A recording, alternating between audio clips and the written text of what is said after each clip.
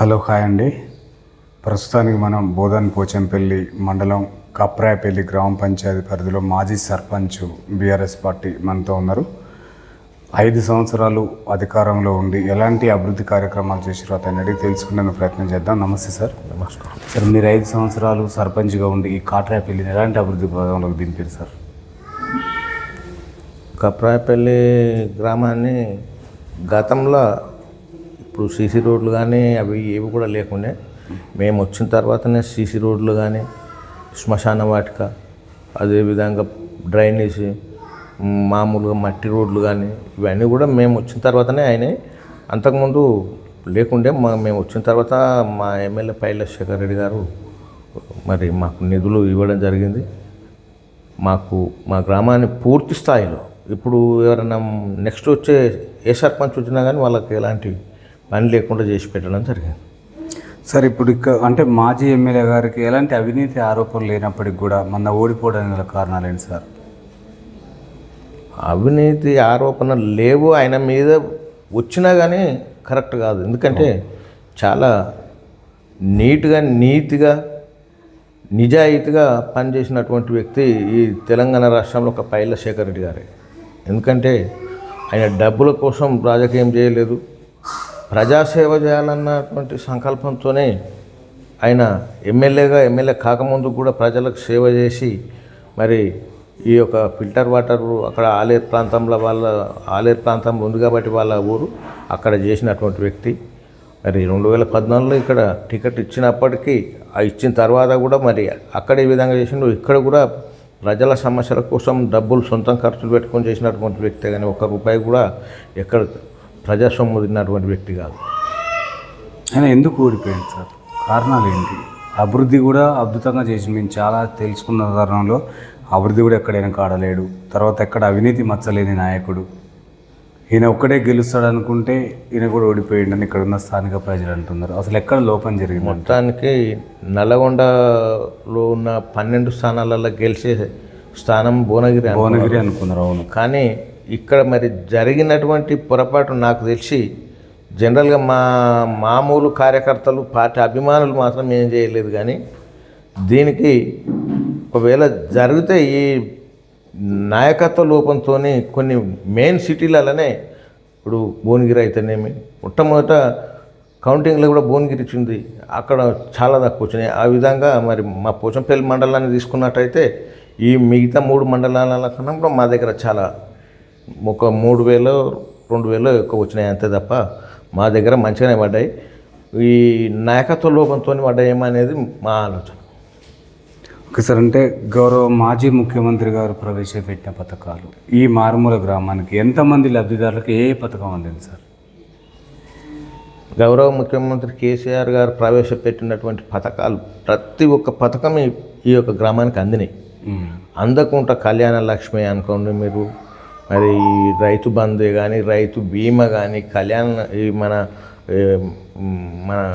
హాస్పిటల్లో ఇచ్చే డెలివరీ అయినప్పుడు ఇచ్చేటువంటి కేసీఆర్ కిట్ కానివ్వండి, ప్రతి ఒక్కటి కూడా బతుకమ్మ చీరలు అసలు ప్రవేశపెట్టిన పథకం అన్నీ కూడా వచ్చినాయి. ఈ ఊరికి సజావుగా జరిగింది. అన్నీ కూడా మేము మంచిగానే అందరికీ ఇవ్వడం జరిగింది. ఏదైనా కానీ సార్, ఇక్కడ దళిత బంధు కానీ బీసీ బంధు డబుల్ బెడ్రూమ్ ఇండ్లు ఈ గ్రామంలో ఎంతమంది లబ్ధిదారులు ఉన్నారు సార్? ఇప్పుడు 10 సంవత్సరాల కాలంలో దళిత బంధు అనేది నీకు 2018లో గెలిచిన తర్వాతనే దళిత బంధు ఇవ్వడం జరిగింది. అది లాస్ట్ మూమెంట్లో కొన్ని గ్రామాలకు ఇచ్చారు. ఎట్లా అంటే ఒక కాన్స్టిట్యున్సీలో ఒక మండలంలో కాన్స్టిట్యున్సీ కిన్ని అని ఇచ్చి ఒక మండలంలో ఒక గ్రామాన్ని యూనిట్గా తీసుకొని ఇవ్వడం, అది కూడా ఒక పొరపాటు జరిగిందేమో. వచ్చింది ఒకటి వచ్చినా ఊరికొకటి ఇచ్చినా అయిపోయేది. కానీ ఆ విధంగా కాకుండా ఒక గ్రామాన్ని ఒక యూనిట్గా తీసుకొని ఇవ్వడంతో కూడా కొంత పూర్తిగా ఎన్నికలు వచ్చిన సమయంలో ఇది జరిగింది. కాబట్టి దళిత బంధు అయినా బీసీ బంధు అయినా, ఇప్పుడు బీసీలు అనేటోళ్ళు చాలామంది ఉంటారు, ఊరికొక్కటి ఇచ్చారు.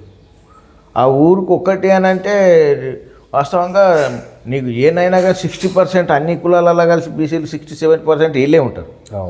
అటువంటి అప్పుడు ఒక్కటి ఇస్తే అట్లా కూడా నర్వస్ అయింది. ఇప్పుడు ఈ దళిత బంధువులు కూడా మండలం మొత్తంలో ఒక గ్రామాన్ని యూనిట్గా తీసుకొని ఇచ్చే వరకు మిగతా గ్రామాలలో కూడా కొంత నిజమైనటువంటి కార్యకర్తలు కూడా వేయలేదేమో అనేది. ఇంకోటి ఏంటంటే ఈ దళిత బంధు పూర్తిగా దగ్గరికి వచ్చిన తర్వాత ఈ హౌసింగ్ సర్టిఫికెట్లు కూడా ఇవ్వడం జరిగింది. పూర్తిగా మనం నోటిఫికేషన్ వచ్చే ముందు దళిత బంధు కూడా పేర్లు తీసుకోవడం జరిగింది, బీసీ బంధు కూడా తీసుకోవడం జరిగింది ఇష్టము అన్నట్టుగా. కానీ ప్రజలు విశ్వసించక కూడా పూర్తిగా వచ్చినాక పార్టీ మోసం చేసుకుందా వీటితోని అనేది కూడా అదొక అపవాదు కూడా ఉంది. ఎందుకంటే పూర్తిగా నోటిఫికేషన్ వచ్చే ముందు చేసే వరకు అది కొంత నష్టం జరిగింది అనేది. ఎందుకంటే నిజమైన కార్యకర్తలు కూడా నాకు రాలేదు నేను ఇన్నేళ్ళు ఉన్నా నేను పార్టీకి సేవ చేసిన అనే దాని మీద కూడా అట్లా. అంటే సార్ ఇప్పుడు ఈ గవర్నమెంట్ అంటే కాంగ్రెస్ అధికారంలోకి వచ్చిన తర్వాత 6 గ్యారంటీలు ప్రవేశపెట్టింది. అవి ఇక్కడ ఎట్లా సాగుతున్నాయి, ఎట్లా అమలు అవుతున్నాయి సార్? అవి ఈ 6 గ్యారంటీలు అనేటివి ఏవి కూడా రాకపోయినా కానీ వచ్చినాయని చెప్పక తిరుగుతున్నారు. ఇప్పుడు 6 గ్యారంటీలలో మొట్టమొదటిది ఏంటంటే ప్రవేశపెట్టిన పథకం మొట్టమొదలు 500 గ్యాస్ ఇస్తున్నామన్నారు. అసలు రాష్ట్ర వ్యాప్తంగా ఏ ఒక్క గ్రామంలోనైనా 500 రూపాయలు అయితే పట్టుకే వాళ్ళే, ఇక్కడ కూడా లేదు. అవి పడవి కూడా ఇక పడితే ఇప్పుడు ఇంట్లో మహిళలకు తెలుస్తుంది, మహిళల పేరు మీద ఉంటే వాళ్ళ పేరు మీద పడ్డా కానీ అవి రానప్పుడు ఇప్పటికి కూడా వాళ్ళు మరి అది గమనిస్తలేరా, అది చూసుకొని చెప్తలేరా, చూడక చెప్తలేరా తెలియదు. కానీ మంత్రులైనా ఎమ్మెల్యేలైనా అది ఇప్పటికి మేము ఇస్తున్నామనే చెప్తున్నారు. అది ఏడ కూడా సాధ్యం కానటువంటి పథకం కాలేదు, కూడా ఇంప్లిమెంట్ అయితే చేయలేదు దాన్ని. కాకపోతే చెప్పుకొని తిరుగుతున్నారు ఇప్పటికి కూడా.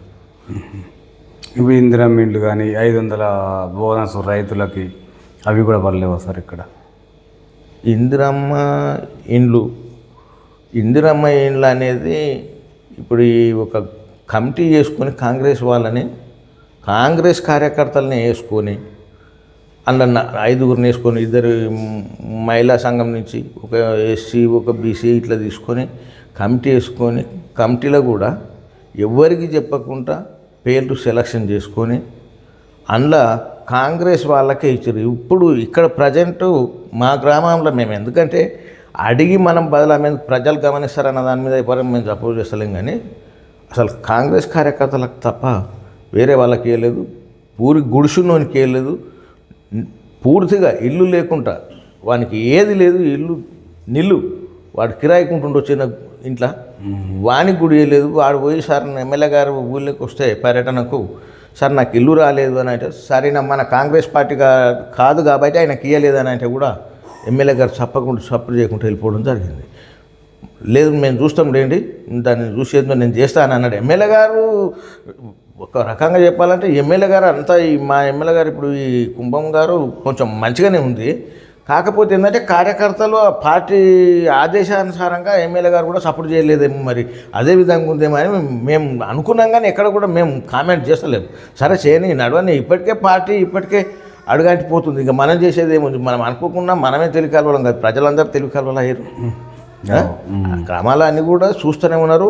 ప్రజలు మనం అనుకున్న కన్నా మనకన్నా చాలా తెలివి కలవాలి నాయకుల కన్నా కూడా. కాబట్టి మేము ఏం లేదు, బహిరంగంగా ఎమ్మెల్యే గారు ముంగటే చెప్పారు మన కాంగ్రెస్ కాదు కాబట్టి వీళ్ళకి ఇస్తలేమని. తీసుకున్నవి కూడా వాళ్ళ కార్యకర్తలకు, మంచిగా ఉన్న వాళ్ళకు, భూములు ఉన్న వాళ్ళకు, మంచి డబ్బులు ఉన్న ఊళ్ళో మొత్తం లేకుండా ఆడు ఎన్నో భార్యాభర్తలతో 20 ఏళ్ళ నుంచి బతికేటోనికి కూడా ఇంట్లో ఇచ్చారు. ఈడున్నటువంటి మన బీదగా ఉండి వానికి భూమి లేదు, కూలినాలు చేసుకునేటోళ్ళకి కూడా ఈ ఇంద్రమ్మింది ఇవ్వలేదు. సార్ ఇక్కడ పోచంపల్లి కూరవేడి దూరం ఉండదు సార్. మాజీ ముఖ్యమంత్రి కానీ ఇక్కడ ఉన్న మాజీ ఎమ్మెల్యే గారు కానీ దాన్ని మండలాన్ని దానికి ఒక ప్రత్యేకత ఉంటుంది.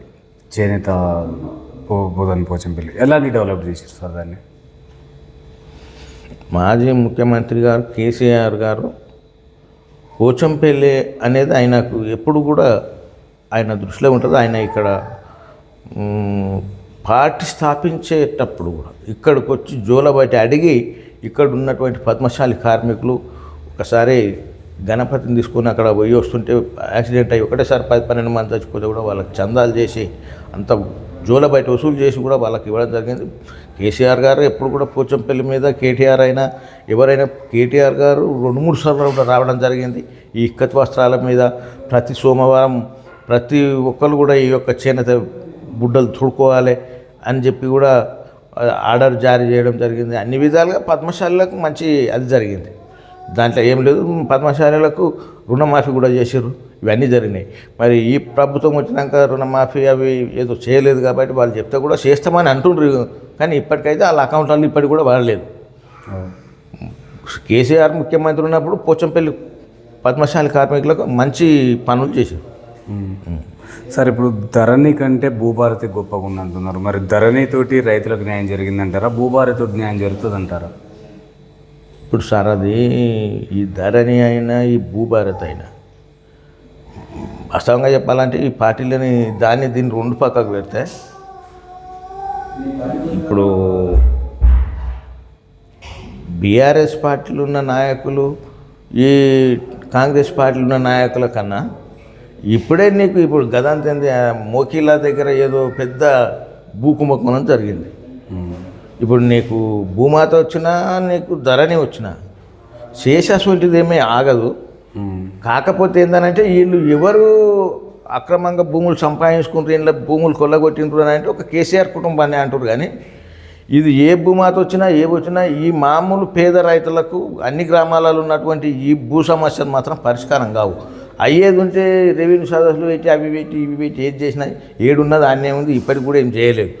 ఇప్పుడు నీకు తాతా బైనామాల మీద మేము చేస్తామని చెప్పి నీకు హైకోర్టు కూడా క్లీన్ సిగ్నల్ ఇచ్చిన దాని మీద ఇప్పటికి ఏం చేస్తలేరు. ఇప్పుడు ఇక అయ్యేదేందో కానిదేందో కానీ ఈ రెండు కూడా గట్లనే ఉన్నాయి. ఇదివరకు ఏ భూములు లింక్ ఉండి అవి కాలేదు, అవి ఇప్పటికి కూడా అవుతలేవు. అయితే చేస్తాం జర జైసూర్ అనే కానీ ఉంటుంది. కానీ ఇప్పటికి కూడా ఈ భూమాత వచ్చినా ఏం వచ్చినా సమస్య మాత్రం తీరలేదు. వీళ్ళు చెప్పని తిరుగుతారు మేము భూమాత తెచ్చిన మాది అవుతుంది. ఇప్పుడు ఈ లీడ చేసారు. ఇప్పుడు వీడికి నెల రోజులకు వచ్చింది హైకోర్టు మీరు సాదా బైనామాల మీద ఇదివరకు మీరు వాళ్ళు దరఖాస్తులు పెట్టుకున్న వాళ్ళకు భూములు పట్టాలు చేయమని చేస్తలేరు. దాంట్లో సత్సారమే చేస్తారు. ఈ కాంగ్రెస్ వల్లే ఎక్కువ భూములు కబ్జాలు చేస్తారు. ఇప్పుడే చేస్తారు అడగోళ్ళు. ఇక నీకు 2 ఏళ్ళని వాళ్ళు 10 ఏళ్ళు చేసింది ఏందో చేయలేదు. నీకు ఒక ప్రభుత్వం వాళ్ళు తప్ప ఇంకా నీకేవాళ్ళని అంటున్నా ఒక ప్రభుత్వంలో ఉన్నోళ్ళు తప్ప ఏ ఊళ్ళోనైనా ఈడ పలానా అయ్యింది కాంగ్రెస్ ఆ పార్టీలో ఉన్న కాంగ్రెస్ కార్యకర్తలు చెప్పిరా మా ఊళ్ళో కేసీఆర్ ఈడ భూమి సంపాదించుకుంటూ తీసుకుపోయాడు ధరని వచ్చినా కానీ వీళ్ళు చెప్తుర్రు. రేవంత్ రెడ్డి ఈ ముఖ్యమంత్రి గారు ఈ వెంబడి ఉన్న మంత్రులు వీళ్ళందరూ ఎవరు చెప్తారు? సార్ ఇప్పుడు బీసీ వర్గీకరణ పైన మీ అభిప్రాయం ఏంటి సార్? ఇప్పుడు అదేదో కేంద్రం బిల్లు అమలు చేస్తలేదు అంటున్నారు. 42% రిజర్వేషన్, దానిపై మీ అభిప్రాయం ఏంటి? బీసీ వర్గీకరణ మీద మనం బీసీలు అనేటోళ్ళు నీకు వీళ్ళు ఇప్పుడు దేశం మొత్తంలో మేము బీసీ లెక్కలు తీసినాం, మేమే చేసినాం. ఒక తెలంగాణ రాష్ట్రం తప్ప ఇవ్వాలి కాదు. రాహుల్ గాంధీ చెప్పిండు మేము చేసినాం, మాకు ఓట్లు వేయాలి, మేము అది ఇది ఇవేవో చెప్పదు. ఏం లెక్కలు తీసారు? ఉన్న ఇంతకుముందు ఏమో 60% చిల్లర ఉంటే ఇప్పుడు 50% చిల్లర ఎట్లయితుంది? ఈయన దొంగల లెక్కలు చేయలేదని అంటే నేనేమంటున్నా అంటే ఈయనకు దమ్ము ధైర్యం ఉంటే ఈయన మంచిగా చేస్తే చెయ్యని, మంచిగా చేసిన లెక్క చేసిన మంచిదే, అంత మంచిదే. మా గ్రామం ఉంది, నువ్వు అన్ని లెక్కలు చేసి గ్రామ పంచాయతీ బోర్డు మీద పెట్టినప్పుడు మా ఊళ్ళో అన్ని టోటల్ తెలంగాణలో ఏ కులం ఎంత ఉంది, ఏ కులం యాదవులు ఎంత, గౌడ్స్ ఎంత, తెనుగోళ్ళు ఎంత, నీకు వేరే కులాలు అన్నీ ఉంటాయి కదా. కులాల వారిగా నువ్వు లెక్క తీసి గ్రామ పంచాయతీ మీద ఎందుకు పెడతలేవు? అన్ని గ్రామ పంచాయతీలు పెడితే నీకు ఈ మండలం లెక్క తేలిపోతుంది. అన్ని మండలాలకు తీసుకుపోయి డివిజన్లో పెడితే డివిజన్ నుంచి జిల్లాలకు చేస్తే అప్పుడు నీకు ఆల్రెడీ నీకు రాష్ట్రంలో నువ్వు దొంగతనం చేసిందమా చేయలేదా తెలుస్తుంది. ఇప్పుడు మా ఊరు ఉంది, ఇప్పుడు అందరు నీకు అసెంబ్లీలో పదే ఎమ్మెల్యేలు అందరూ అంటే నేను చేసిన నేనే కరెక్ట్ చేసిన, మేము అది చేసినాము ఇది చేసినాము, ఆ జానారెడ్డి మాటలు విన్నాము, నువ్వు ఇవి అవి అని కేటీఆర్ ఆయన అయినా కొట్లాడు ఏం అవసరం లేదు, ఎవరు కొట్లాడాల్సిన అవసరం లేదు. మా గ్రామంలో చేసిన లెక్క మా గ్రామం గ్రామ పంచాయతీ మీద పెడితే మన జనాభా మేము ఇంతమంది మేము ఉన్నామా అనేది ఏ కులం మా కులం చూసుకొని వాడే చెప్తాడు. ఇక్కడ తక్కువే నేను ఊరుకుంటున్నా, మీ కులం తక్కువే మీరు ఊరుకుంటారా? ఏ కులం వాడు ఊరుకోడు. ఆ విధంగా విడదీసి చెప్పేస్తే ఏ గ్రామంలో ఎంతమంది ఉన్నారో నీకు లెక్క ఈజీగా తెలుస్తుంది. ఈయన దొంగతనం చేసిన, ఆయన దొంగతనం చేసిన, నేను చేయలేదు, నాకేం అవసరం అని చెప్పుకొని వీళ్ళు డబ్బా కొట్టుకునేది అవసరం లేదు. ఇది ఇప్పుడు నేను చెప్పినా కదా ఇంతకుముందు, ఇప్పుడు జనం అంతా చాలా తెలివికల్లో లేరు. ఏ రాజకీయ నాయకుడితో కూడా అవసరం ఉండదు, అసలే అవసరం ఉండదు. ఎవరిని బతకాడు బతుకుతారు. ప్రభుత్వం నుంచే మన వస్తే నువ్వు పనులు చేయి. కానీ ఇక ఈయన నాయకుడి యొక్క బట్టలు వేసుకొని తిరిగి పైసలు వసూలు చేసుకుంటే అందుకే ఇవన్నీ కూడా సర్పంచ్కి ఏముంది? సర్పంచ్కి ఏ రైట్స్ ఉన్నాయి? కేసీఆర్ గారు కూడా సర్పంచ్లని ఉత్త ఏం రైట్స్ లేకుండా చేసి సర్పంచ్ ఒక సంతకం పెట్టినటువంటి లేడు ఏడ. ఏం చేస్తారు? ఎందుకు సర్పంచ్ 50 లక్షలు 40 లక్షలు ఊరు జనాభాని పెట్టాలి సర్పంచ్ గెలవాలి. నిన్ను ఎవడు పిలుస్తుండు? నీకేడ ఉంది? పోయి నువ్వేం మాట్లాడతావు? జనంలో నువ్వు అన్నీ తీసుకుపోయి నీకు కావాల్సినవన్నీ ఆన్లైన్లో పోయి తీసుకోరా అని చెప్పినాక నీకు సర్పంచ్కి ఏముంది? ఉందా ఏమన్నా? అసలు అది అన్నీ వస్తాయి. ప్రభుత్వాలు ఏంటంటే అన్ని అధికారాలు లేని అధికారాలను కూడా ఎమ్మెల్యేకి కట్టబెట్టి ఉన్నాయని తీసుకుపోయి వాళ్ళు బతికేదానికి చేసుకో, కానీ ఊళ్ళో మంది బతికేయడానికి కాదు. ఏ పార్టీ వచ్చినా నిజంగా చెప్పాలంటే ఆఖరికి వస్తే వాళ్ళు బతికేది. పార్టీ అని కొట్లాడతారు కానీ వాళ్ళు మంచిగా లేరా? ఇలా మనం కార్యకర్తలం ఉన్నాం. ఈడ ఓ పార్టీ మా ఊరు పరిస్థితి చెప్తున్నాం. ఇది ఫ్యాక్షన్ విలేజ్. ఇక్కడ ఫ్యాక్షన్ ఇది అందరికి తెలుసు. నువ్వు పోచంపల్లి ఎస్ఐ కాదు, సిఐ, ఏసీపీ, డీసీపీకి వెళ్ళి చెప్పినా కానీ ఇది ఫ్యాక్షన్ విలేజ్. మండల్ మొత్తం టోటల్గా ఇక్కడ ఉన్నటువంటి సమస్యలు ఈడ ఉండయి, ఎక్కడ రావు. మరి ఈడ ఏంది? సర్పంచ్కి లేదు, ఇవన్నీ లేదు, పవర్ అంతా తీసుకుపోయి బయట పెట్టేసారు. 2018 గ్రామ పంచాయతీ యాక్ట్లో ఉన్నది తీసి ఉత్తబ్బుర చేశారు. ఎందుకంటే ఎంతసేపు చెప్పినా ఏ పార్టీలు ఉన్నా ఏం చేసినా నాయకులకు ఏది ఎమ్మెల్యే స్థాయిలో పోటీ చేసి ఎమ్మెల్యేలు గెలిచిన వాళ్ళకే అధికారాలు ఉండాలన్నటువంటి దాంతో అక్కడ ఈ కులాల పెత్తనం ఏందనేది అక్కడ అప్పుడు చెప్పొచ్చు మనం. ఈయన బీసీ, ఆయన ఓసీ అని కాదు, వాళ్ళ కిందికి మొత్తం చేసుకొని ఇదంతా ఉత్తది చేసి వ్యవహారం నడిపిస్తున్నారు. గ్రామాలలో గ్రామ సర్పంచ్ ఎంపీటీసీ అయితే వస్తుంది. ఎంపీటీసీకి ఆయనకు ఈడ కుర్చీ లేదు, ఊళ్ళో లేదు, మండలంలో లేదు, ఏ లేదు. జనరల్ బాడీ మీటింగ్ ఒకదానికి వస్తే అయిపోతుంది. ఇక ఆడికెళ్ళి ఆయన లేచిపోయిందంటే నువ్వు ఏడున్నావని అడిగేటోడు కూడా లేడు. ఎందుకు ఈ ఎన్నికలు పెట్టాలి? గతంలోనే మాధవ్ రెడ్డి గారు హోమ్ మినిస్టర్ ఉన్నప్పుడే ఈ వ్యవస్థను, ఎంపీటీసీ వ్యవస్థను తీసివేయడానికి ఆయన కొన్ని దేశాలు కూడా పోయి రీసెర్చ్ చేసిండు. ఆయన చనిపోయాడు కానీ ఎంపీటీసీ వ్యవస్థ ఆయన పంచాయతీరాజ్ మినిస్టర్ ఉన్నప్పుడు ఆయన ఏ మినిస్టర్ చేసినా దానికి ఒక వెన్నె తీసుకొచ్చిండు. ఆయన స్వార్థం కోసం అంత చేయలేదు. ఆనాడు లేదు కూడా రాజకీయం, అంత స్వార్థం లేదు, ఇంత లేదు. ఈ 20-30 ఏళ్ళ కింద నీకు 2000 సంవత్సరం అవతల ఎక్కడ ఉంది? లేదు, అంతగానం లేదు. ప్రజలు కూడా ఇంత చైతన్యవంతులు కాదు. ఏది జరిగినా కానీ ప్రజల కోసం జరిగింది, చేసేది. కానీ ఆడికెళ్ళి అంత నీకు పూర్తిగా ఇవి ప్రజలు కూడా ఎవరి చేతులు లేరు. ఇలా ఎమ్మెల్యే చేతులు లేరు, ఎంపీ చేతులు లేరు. రేపు ఎవడే పార్టీలు ఉంటాడో కూడా అర్థం కానటువంటి పరిస్థితులు. ఇలా డబ్బుల కోసమే బతుకుతున్నారు తప్ప అంతకనే. ఇలా మద్యం ఉంది, మద్యం ఏముంది? ఏరులు అయిపోతుంది. ఊళ్ళో 3-4 బెల్ట్ షాపులు పెడితే నీ మూలంగా నడిపించుకోమని పోలీసు వాళ్ళు చెప్తారు, గవర్నమెంట్ చెప్తేనే కదా పోలీసు వాళ్ళు రాంది. లేకపోతే ఎక్సైజ్ వాళ్ళు వస్తారు. ఎప్పుడైనా వస్తారా? ఒక్కడు కూడా వచ్చిన వాళ్ళు లేడు. మంచిగా దర్జాగా నిమ్మలంగా ఎన్ని వార్డులు ఉంటే అన్ని వార్డులలో షాపులు. ఇక నీకు ఇక ప్రభుత్వం నడుస్తున్నాం, మేము ప్రభుత్వం నడుపుతున్నాము, గల్లీకి 4-5 పెట్టుకొని మేము నడుపుతున్నాం అంటే మీ ప్రభుత్వం ఏం లెక్క, మీరేం లెక్క, ఏం నడిపిస్తున్నట్టు, ప్రజలకు ఏం పెడుతున్నట్టు. మేము పథకాలు ఇస్తున్నాం, తిని అండు కొట్టుకొని సాగుంటే ఏమన్నా కానీ మాకు సంబంధం లేదు. ఇక మేము ఏంటంటే ఒకటి పత్రికలకు ఈ మీడియాకే సొంతమవుతాం, దీన్నే చెప్తాం మేము, మీరు ఇన్నుంటారు అంతే. కానీ ఏ ఊళ్ళకి ఎవరో వచ్చేమని పంచాయతీ తీర్చింది. ఎమ్మెల్యే కూర్చుంటే పిలిపించి మాట్లాడేది పంచాయతీలు. నువ్వు మండల స్థాయిలో ఉన్న పెద్ద మనుషులను పిలిచి కూర్చొని ఎమ్మెల్యే గారు వచ్చి కూర్చునేది. అరే ఎందుకురా ఇటువంటి పంచాయతీ మీకైనా మాకైనా అన్నటువంటి ధోరణి ఉండేది. అది పోయింది, ఇది పోయింది, అంత పోయింది. ఎమ్మెల్యే అదేంటి మన క్యాంప్ ఆఫీస్ అని ఆడికి అంట కూర్చొని ఆ పార్టీ పోవాలి. వేరే పార్టీకి ఏం పని చేస్తారు? మా పార్టీ కాదు నువ్వు అని అడుగుతుంటావు. ఏమైనా పోతే మా పార్టీ కాదు నువ్వు వెళ్ళిపో అంటుండు. నువ్వు లేకపోతే ఆయన తీసుకొని రా. ఎవడా ఎమ్మెల్యే అంటే అందరికీ ఎమ్మెల్యేనే. ఇప్పుడు ఎమ్మెల్యే లేదు, ఎమ్మెల్యే లేదు, అంత ఆగమాగని జగన్నాథ్. ఎవడు గెలుస్తాడో, రేపు ఎవడు ఓడతాడో కూడా ఏ సర్వే రిపోర్టుకు చిక్కనటువంటి పరిస్థితి ఇప్పుడు ప్రజల నాడి. నేను అంటే సార్ దీన్ని బట్టి చూస్తే బీఆర్ఎస్ ప్రభుత్వంలో సర్పంచ్లకు, ఎంపీటీసీలకు ఎలాంటి గౌరవం దక్కలేదని మీ ఉద్దేశం, అంతేనా? బీఆర్ఎస్ కాదు సార్, ఏ పార్టీ వచ్చినా చట్టం చేసినటువంటి ఈ జీపీ యాక్ట్ దాన్ని బట్టి ఎవరికి దక్కది, ఇది దక్కే అవకాశం కూడా లేదు. ఇప్పుడు నేను జనరల్గా యాక్ట్ పక్కకు పెట్టినా గతంలో సర్పంచ్ అంటే విలువ ఉండేది. ఇప్పుడు ఎవరికన్నా విలువ ఉందా? గ్రామ పెద్దగా సార్, గ్రామ పెద్దగా ఉందా? ఇప్పుడు గ్రామ పెద్ద అయినా కాకుండా ఉండేటువంటి ఉంటుంది. అటు ఏ పదవి లేకపోయినా కాదు, అని దగ్గరికి వస్తారు. అక్కడ వస్తేనే పంచాయతీ మాట్లాడగలుగుతాడు, మంచో చెడో చెప్తాడు అనుకున్నప్పుడు అటు సర్పంచ్ అయినా వస్తారు. కాకుండా కానీ సర్పంచే అనుకున్న దగ్గరికి ఈగ కాదు దోమ కూడా పోకుండా అయితే ఎవడు పోకుండా కూడా ఉంటుంది. అది ఇప్పుడు జరిగేది. సర్పంచ్ అయినా కాకుండా పోయి పిలుచుకొచ్చేటోని పిలుచుకొస్తారు. సర్పంచ్ అయినటువంటి నీకు జనరల్గా నువ్వు సర్పంచ్ అన్నప్పుడు నీకు సర్పంచ్ హోదాగా ఏముంది? సర్పంచ్ అని అంటే ఇవాళ ఇది గ్రామీణ భారతదేశం. రాజ్యాంగం తయారు చేయడం ఇవాళ నువ్వు ఒక ఎంపీ గెలవచ్చు, ఎమ్మెల్యే గెలవచ్చు. ఒక 300 ఓట్లు ఉంటాయి, అందులో 6 మంది వార్డు మెంబర్లు ఉంటారు. మనిషికి 50 ఓట్లే కావాలి, 40 ఓట్లే కావాలి. ప్రతి వాళ్ళు ఇద్దరు నిలబడి 20 ఓట్లు కూడా వేయించుకునే కెపాసిటీ కాడ ఎంత ఫైట్ అవుతుంది, ఇక ఎమ్మెల్యేకి ఎంత ఫైట్ అవుతుంది. ఈ సర్పంచ్ గెలవడం అనేది మామూలు మాట కాదు. నువ్వు ఎమ్మెల్యే నువ్వు డబ్బులు పెట్టి నువ్వు కూర్చొని నిన్ను ఎవడు చూడాడు, పార్టీ మీదకి గేస్తావు. ఈడ నీ పార్టీ గిట్టి అంత జాంతానాయి, మనిషిని చూస్తారు. వానికి ఓటు పడాడు గెలిచేంత వరకు ఆడు లోపలికి పోయినాక నీకు అది ఏ సర్వే కూడా చెప్పలేరు, అంత ఉంటుంది. అంతేనా కాదా? నువ్వు ఇవాళ నేను ఈ పార్టీలో నాకు గెలుస్తా, ఈ పార్టీని గిట్టిని చూసి నీకు ఎవడయ్యాడు. అట్లాంటి ఫైట్ ఉన్నటువంటి స్థానాన్ని సర్పంచ్ కైవాసం చేసుకున్నాక ఎమ్మెల్యే లేక వేసేది లేదు, ఇటు ఈ లేక వేయలేదు.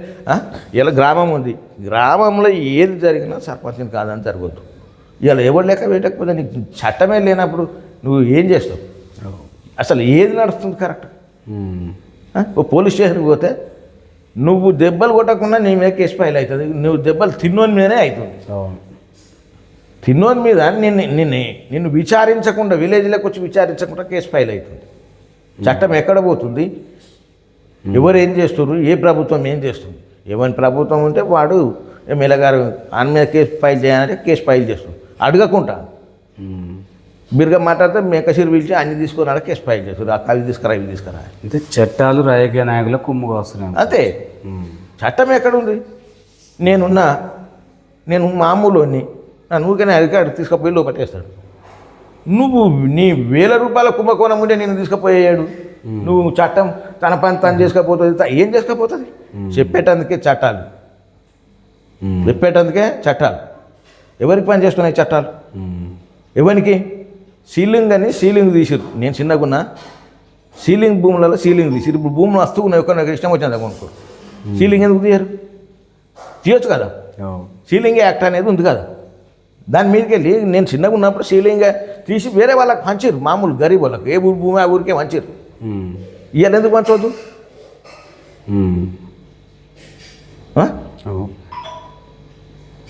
అవన్నీ పాతవి తీసుకొచ్చి న్యాయం చేయొచ్చు. అసలు చట్టం కాదు. నువ్వు పెట్టే బుద్ధి ఉంటే ఏ బంతిలో కూర్చున్నా పెట్టవచ్చు అన్నట్టు చట్టం లేకపోయినా చేసేటువంటి నాయకులు మారాలి. ఎమ్మెల్యే స్థాయిలో ఉన్నోళ్ళు మారాలి, ఎంపీ స్థాయిలో ఉన్నోళ్ళు మారాలి. ఇలా దేశం బాగుపడాలి. నువ్వు గెలిచినాక ప్రజలను తొక్కుతున్నారు, మీరు కొట్లాడుతుంటారు. ఇప్పటిదాకా నేను మీకు చెప్పిన కొన్ని అంటే ప్రతి దగ్గరికి పోయి కూర్చొని మాట్లాడేటువంటి స్థానం ఎమ్మెల్యే గారి నుండి ఫలానా పంచాయతీ ఈ విధంగా నడుస్తుంది, నీకు కాన్స్టిట్యున్సీ లెవెల్ దాని పేరు వెళ్తుంది ఏంటి, మన వాళ్ళందరూ కూర్చొని పిలువురు, నేను వస్తా వాళ్ళని వీళ్ళని పిలిచి ఒక ఎమ్మెల్యే గారు మాట్లాడితే ఇన్నోడు కూడా వింటాడు. ఎరుకైతుంది నీకు నీ సింపతి పెరుగుతుంది. ఇట్లా రనుందా చేసేది అట్లా. నేను చిన్నగా ఉన్నప్పుడు నేను చూసినవి చెప్తున్నా, ఇన్నవి చెప్తున్నా. గ్రామ స్థాయిలో కూడా ఎమ్మెల్యేలు వచ్చి చెప్తే సమస్యలు 70 కన్నా ముందు 83 వరకు ఉన్న ఎమ్మెల్యే గారు ఇక్కడ మా పక్క ఊరే పామలపల్లి కొమ్మి నరసింహారెడ్డి గారు. చిన్నారెడ్డి గవర్నమెంట్లో ఆయన ఎమ్మెల్యే. చిన్నారెడ్డి తర్వాత బాణం వెంకటరాము, విజయభాస్కర్ రెడ్డి, ఎన్టీ రామారావుకు ప్రభుత్వాన్ని ఇచ్చిండు. అప్పుడు ఎమ్మెల్యే గారు ఏదైనా ఉంటే ఊళ్ళలోకి వచ్చి కూడా మంచిగా మా మాల్పాటీల దగ్గర కూర్చొని ఏం పంచాయతీ అని మాట్లాడిపోయినటువంటి సందర్భాలు ఉన్నాయి. మా మాల్పాటీలు కూడా ఆయన పార్టీలే, ఈయన పార్టీలే, ఇట్లా కూర్చొని ఏంద్రా అని. అట్లా కాకుండా అది పోయినాక మన గ్రామాలలో ఇప్పుడు రామారావు మండలాలు ఏర్పాటు చేసినాక మండలంలో అన్ని గ్రామాలలో పెద్ద పెద్ద లీడర్లు వాళ్ళు కూడా కూర్చొని పంచాయతీ పెట్టి మాట్లాడేది. పంచాయతీ పెట్టి మాట్లాడుతారు ఆయన. మా మండలంలో చుట్టుముట్టు చౌటుపల్లికి వెళ్ళి బీబీనారు, భువనగిరులు అంతా కూర్చొని పెద్ద మనుషులు కూర్చొని కూడా మాట్లాడేది. అట్లా మాట్లాడమని చెప్పేది మా మాధవ్ సాబు ఎమ్మెల్యే మినిస్టర్ ఉన్నప్పుడు. ఇప్పుడు ఉందా? ఏ ఎమ్మెల్యేనా ఆయన నోటికి వస్తుందా? అరే మీ అందరు కూర్చొని మాట్లాడరాదు, వీళ్ళని పిలిచి ఏముంది, ఎందుకు కొట్లాడిపిస్తారు అని చెప్పొచ్చు కదా. అందరు మనోళ్ళే కదా మాట్లాడమనంటే ఈయనకు కూడా సింపతి పెడతారని ఎమ్మెల్యే సాబే మాట్లాడమన్నాడు, పంచాయతీ దాన్ని కథం చేసేయండి అని అట్లుంటుంది. ఇప్పుడే కదా అది ఆడు ఈ పోయి చెప్తే ఫోన్ చేసి చెప్పి వీడికెళ్ళి వస్తున్నా సార్ అంటే అమ్మాయి గిట్లా గిట్లా అంటే ఆయన లోపల దగ్గర తీసుకుపోయాను ఎస్ఐకి ఫోన్ చేస్తే ఆయన వచ్చి తప్పుగా కూడా పట్టుకపోతాడు ఈ కొట్టినా తెలియదు ఆడు పార్టీ అని విరవీయకుండా అనిషం వచ్చింది చేశాడు. ఇప్పుడు ఇండ్లు రాలేదంటే రావురా మీకు రాయం ఏం చేసుకుంటారో చేసుకున్నాను అంటారు. మరి ఎమ్మెల్యే గారు గట్లెందుకు అంటుర్రు అని కూడా ఒక మాట అనొచ్చు కదా, అది కరెక్ట్ కాదు బాబు నేను చేస్తాను మీకు ఇల్లు అనాలి. ఎవరు అంటుండే కాంగ్రెస్ టీం వేసుకొని వాళ్ళు ఇల్లు చేసుకున్నాక ఇక నీ ప్రభుత్వం ఎందుకు, ఈ ఊరు ఎందుకు, ఇవన్నీ ఎందుకు, నీ పార్టీ నేనేం చేస్తలేను నేనేం చేస్తలేను, ఆ కార్యకర్తలు నేను పేగులు వెళ్ళదొక్కుతా, ముఖ్యమంత్రి ఉండి మనోళ్ళకే చేయాల పని, నేనున్నా మీరు ఎవ్వరికి తోముతారా అని కొట్టుండ్రి నేను చూసుకుంటా మిమ్మల్ని అని చెప్పినాక ఇక మీరు చెప్పకరే చెప్పినట్టు ఇంకేముంది ఆడ. ప్రభుత్వం ఏం నడిపిస్తావు, నీ ఇష్టం వచ్చిన ప్రభుత్వం, నీ ఇష్టం వచ్చిన కథ. మేము ముఖ్యమంత్రిని ఉద్దేశించాను కాదు, ఒక పదవిని మాట్లాడుతున్నాను నేను. ముఖ్యమంత్రి హోదాలో ఉండి నువ్వు అందరికి ముఖ్యమంత్రివి, అందరికి ఎమ్మెల్యేవు, సరే నీ పార్టీ అనేది ఉంటుండొచ్చు, ఉండదని నేను అంటలేను. దానికి దీనికి ఉప్పుకు బతుక తిన్నట్టు ఉండాలి. సరే వాడు తప్పు చేసిండు సార్, మీరు వాడిని ఏదో మందలించారా ఇంకేమైనా చేస్తారా, లేకపోతే ఇప్పుడు ఇంకా పెద్ద పంచాయతీని అయితే మీ అందరు కూర్చొని అది మాట్లాడు చూడుంటే ఏందో మరి చెప్పు, అట్లా చెప్పాలి. కానీ అయిన దానికి కాని దానికి కేసుల మీద కేసులు, ఈ లోక్ అదాలత్ జాతీయ లోక్ అదాలత్ అని పెట్టి తీసేసుడు ఎందుకు, కేసు ఎట్టి పైసలు కట్టించుడు. నిన్న ఎన్నో లక్షలు వసూలు అయినాయి, నిన్న 13 తారీఖున ఉండేగా 13 తారీఖున లక్షలు వసూలు అయ్యి కేసులు పోయాయి. ఇవన్నీ ఎందుకు, ప్రజలను మామూలు పేద ప్రజలను ఇవంతా ఇబ్బంది పెట్టడం చెప్పండి. అట్లనే సరే, ఈ రాష్ట్ర కేంద్ర ప్రభుత్వాలు కొన్ని ఉచితాలను ఏర్పాటు చేసింది ప్రజలకు, దాని ద్వారా ప్రజలకు న్యాయం జరుగుతుంది అంటారా సార్? ఉచిత పథకాలతో కేంద్ర ప్రభుత్వం చేసింది ఏమున్నాయో మరి నేను నాకు తెలిసేదాకా బియ్యము ఉచితం, మొత్తం పథకాన్ని మొత్తం ఉచితం చేసేది కాదు. నువ్వు అన్న అనుకున్న ఈ 10 పరకు లాభం అయ్యేది తీసుకున్నానికి, బియ్యం తీసుకుంటూ దొడ్డు బియ్యం తీసుకున్నప్పుడు తిన్నటోటి తిన్నాడు, అమ్ముకున్నానికి 10 రూపాయలు వచ్చినాయి, అది 10కు 15 కిలో అమ్ముకున్నా. ఇప్పుడు సన్న ఇస్తారు కాబట్టి నిమ్మలంగానే తింటుంటారు ఇప్పుడు ఏ లోలి లేకుండా. ఇక కేంద్రం నుంచి ఇక 2000 రూపాయలు అవి 3 నెలలకు 4 నెలలకు పడుతున్నాయి, 3 నెలల పనినా అవి మాత్రం తప్పకుండా పడుతున్నాయి. ఇక అంటే కేంద్రం నుంచి వచ్చేది కూడా, కేంద్రం నుంచి వచ్చేది ప్రతి దాంట్లో ఈ ఎన్ఆర్జీఎస్ మొత్తం వాళ్ళదే. ఇక ఇప్పుడు శ్మశాన వాటికలు కట్టారు వాళ్ళదే, ఎన్ఆర్జీఎస్లో సీసీ రోడ్డు పోసి వాళ్ళే, ఇప్పుడు మన రైతు వేదికలు కట్టారు వాళ్ళే. ఇదంతా జనానికి ఈ బీజేపీ వాళ్ళు ఏముంది, వీళ్ళు నిమ్మలంగా తినుడు పండుడు చెప్పక తిరిగితే పార్టీ చేసింది అనేది తెలుస్తుంది. వీళ్ళు కూడా ఇదంతా ఇప్పుడు అంటారుగా కిషన్ రెడ్డి ఇక్కడ వాళ్ళు కాంగ్రెస్ వాళ్ళు అంతా ఒకటి అని, ఎవడు ఏం చేస్తారు ఏ పార్టీ ఏదో చేస్తారు ఇవన్నీ తెలుస్తలేదు. కూడా అంటారు బీఆర్ఎస్ కాంగ్రెస్ ఒకటి అని వీళ్ళు అంటారు, కాంగ్రెస్ వాళ్ళు అంటారు బీజేపీ బీఆర్ఎస్ ఒకటి అని. అసలు ఇదేమన్నా విలువుందా ఈ నాయకులకు మాట్లాడేదానికి పొంతనుందా? వాళ్ళు ఎందుకు చేస్తుండ్రు ఇవి అన్నీ మాట్లాడి పరాకతన అందరు తాగానే మంచిగా నిమ్మలంగా అందరు తాగుతుంటే పంతుండ్రు. కానీ ఊర పొలం అయితే వస్తలేరు, ఊర కొట్టు కొట్టుకపోయినా వచ్చినోడు లేడు. వచ్చి మరి డబ్బులు ఉన్న ఎమ్మెల్యేనన్నా ఈయన బట్టలో బాతనో ఏమని ఇప్పిస్తారు నడుగులు ఇడిపించరా. ఇంతకుముందు అదే ఆంధ్రాలో ఉప్పెన వచ్చింది, తుఫాను వచ్చింది అనేది చిన్నగా ఉన్నప్పుడు ఉప్పెన వచ్చింది అని కొట్టుకుపోయినాయి బలరు కూడా అంటే బాగా మనం అందరు ఊళ్ళోడు కూడా ఇక్కడ కూడా అక్కడ వాళ్ళు ఆడుకొని తినేది, చిన్న చిన్న ఉన్నపున్న తిరిగి కూడా అరే అక్కడ తుఫాను వచ్చిందట అని ఆడుకో తినేటువంటి వచ్చేది, పైసలు ఇచ్చేది, ఎమ్మెల్యేలు పంపేది, ప్రభుత్వం పంపేది. ఇప్పుడు అన్నీ అంతా ఏంటంటే ఇది ఒక మనం సినిమా మనం షూటింగ్ చేస్తే పాత్ర నటించిపోయినట్టు ఉన్నది అంతా. అంత ఏం రాజకీయం అంత ఇక అయిపోయింది. దొంగలదే రాజ్యం నడుస్తుంది, బలం ఉన్నదే నడుస్తుంది, అన్నీ నడుస్తాయి. సార్ ఒక ఓటరు అంటే ఒక ఓటరు ఎలాంటి నాయకుడిని ఎన్నుకుంటే గ్రామాలు డెవలప్ అవుతాయి, మండలాలు కానీ గ్రామాలు కానీ? ఎలాంటి నాయకుడైనా, ఎటువంటి నాయకుడైనా సరే ఆయన మనసు ఆయన రక్తంలో ఉండాలి. లంచం తినొద్దు. ఇప్పుడు లంచం తినకుండా చేసేటోళ్ళు డబ్బులు అంటే మనం ఎంతసేపు చెప్పినా ఒక రకంగా వెనకపట్టు పట్టేటోడు కావాలి. నాకు ఉన్నది చాలు, నేను పదవి చేస్తున్నా, నాకు ఎక్కువ తక్కువ ఏమొద్దు అనుకుంటారు. అట్లా అనుకొని డబ్బులని ఏమున్నా కానీ ఆయన ఆశించడు.